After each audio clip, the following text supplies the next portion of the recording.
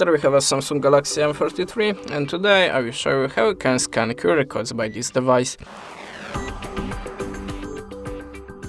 So in the first step we have to open the camera app, and remember to have a back camera enabled, because on the front camera that option will be not visible for you. So if you have the back camera enabled, just go to the settings and enable a scan QR codes. Now go back to the camera and just show QR code to your device.